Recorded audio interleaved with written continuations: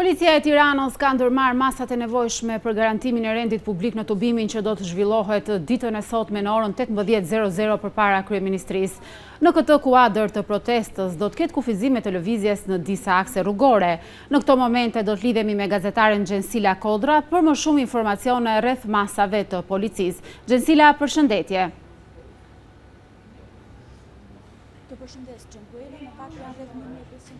policie të cilët kanë dalë në gatishmëri, pjesa më e madhe të cilëve janë kryesisht në institucione të rëndësisë së veçantë në lidhje me tubimin apo protestën kombëtare të thirrur nga Partia Demokratike pas ditën e sotme. Konkretisht kur na ndajmë vetëm rreth 2 orë nga startimi, mund të themi, apo orari zyrtar, kur pritet që protestuesit të dalin në bulevardin Dëshmorët e Kombit, shohim që në bulevardin Dëshmorët e Kombit kufizimi i lëvizjes është bllokuar që prej orës orëve të para të mëngjesit të sotëm, që prej orës 9:30 dhe konkretisht bllokimi është bërë nga ura deri në kryqëzimin që lidhet me rrugën Ismail Qemali, ndërsa për sa i përket rrugëve të tjera që do të jenë të bllokuara, ka nisur që prej orës 15:00 dhe konkretisht Ukraina e Lirë, Papa Gjon Pali II dhe rruga Ismail Qemali. Konkretisht janë 3 rrugët kryesore, në fakt, që janë bllokuar qarkullimi dhe lëvizja e automjeteve që prej mesditës dhe konkretisht kjo për shkak të tubimit që do të mbahet ditën e sotme pra në bulevardin Dëshmorët e Kombit para kryeministrisë. Janë marrë një sër masash të tjera, duke qenë se dyshimet kryesore pra për sa i përket organizimit të kësaj proteste ka të bëjnë me për shkak se nuk ka dhe një podium të vendosur siç ka ndodhur edhe në protestat e mëparshme apo në tubimet e mëparshme kombëtare. Pritet që dhe kjo protestë të ketë pothuajse të njëjtin itinerar, mund të themi, që marshimi i tubuesve, pra i protestuesve, të jetë kryesisht në institucione të rëndësisë së veçantë. Pritet për të parë nëse do të ketë pra po ashtu bllokimet të tjera rrugësh, kjo për shkak se kufizimi i rrugëve të tjera do të bëhet në kalimin e rrugëve alternative në momentin që do të ketë bllokime nga ana e protestuesve. Njësër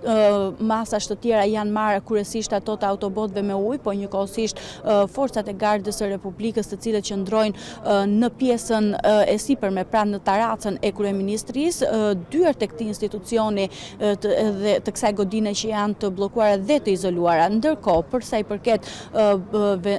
veprimeve të tjera pra që janë marrë nga ana e policisë, ka pasur një takim, mund të themi, nga drejtori i përgjithshëm i policisë së shtetit i komanduar Sokol Bishga, i cili i ka kërkuar varësve të tij që të mos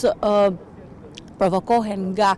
turma apo nga protestuesit e dhunshëm dhe të mos ketë pra kundër përgjigje nga ana e uniformave blu. Njëkohësisht pritet për të parë se cilat do të jenë po ashtu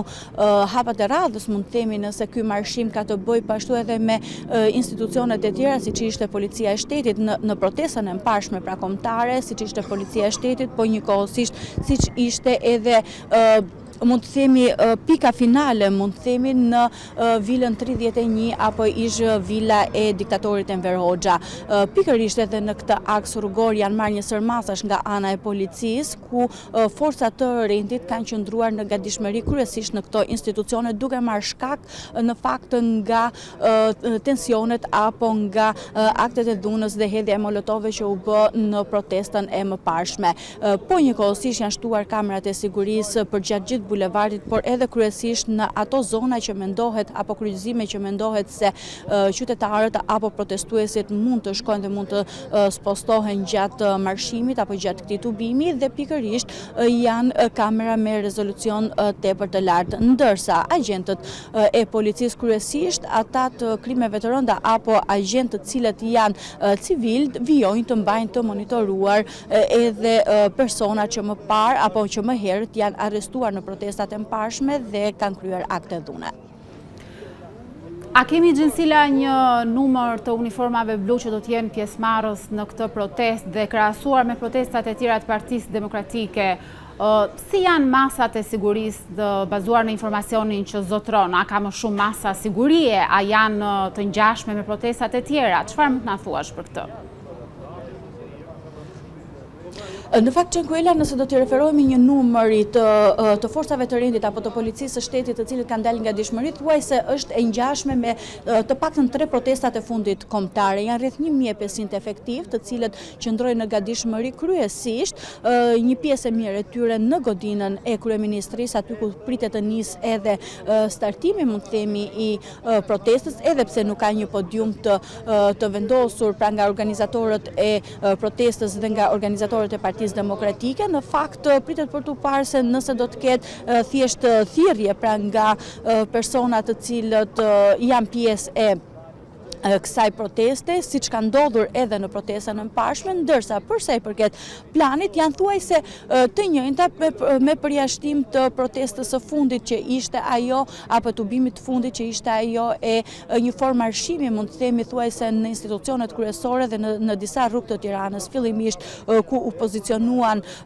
turman apo protestuesit në bulevardin Dëshmorët e Kombit para godinës së kryeministrisë, më pas vijuan turin e tyre, mund të themi, apo hecje në drejtim të godinës së drejtorisë përgjithshme të policisë së shtetit dhe për shkak të thirrjeve që u bë aty me kërkesën e dorëheqjes apo edhe të largimit të ish drejtorit, mund të themi, të përgjithshëm të policisë së shtetit Ilir Proda, i cili duket se pas asaj proteste u largua me dorëheqje, kjo për shkak të rrezikimit të jetës që u bë edhe artistëve të huaj, të cilët ndodheshin brenda vilës 31, pra ish vilës së diktatorit Enver Hoxha, në momentin që protestuesit hodhën molotov dhe pikërisht ajo godim, pra ai institucion ishte i fundit që ndalën turin e tyre, mund të themi, protestuesit aty ku e sulmuan edhe me molotov, fishek zjarr, por edhe me lëndë të tjera piroteknike. Dhe pikërisht në marrjen e shkas, pra marrja e shkas e kësaj proteste të fundit kombëtare që degradoi, mund të themi, apo solli dhe këto përmasa të mëdha qoftë në largimin e ish kryepolicit e konkretisht Ilir Prodës, dhe më pas në fakt janë marrë tashmë edhe në këto godina masat e tjera të policisë, duke qenë se edhe në protestën e mëparshme ka pasur një marshim edhe pranë urës apo drejtorisë të policisë së Tiranës, drejtorisë vendore të policisë, edhe pikërisht në këto institucione janë vendosur po ashtu uniforma blu, të cilët qëndrojnë në gatishmëri nëse protestuesit do të vijojnë sërish të njëjtën strategji, mund të themi, që kishin dhe herën e kaluar, pra protestën e kaluar, për të bërë këtë marshim në institucionet kryesore apo në disa institucione, mund të themi, të rëndësisë së veçantë, dhe duke bllokuar njësër rrugësh që të çojnë në këto institucione. Falenderoj Xhensila për informacionin që përcolle, së bashku do të shkëputemi, e ndërkohë do të vijojmë me lajme të tjera.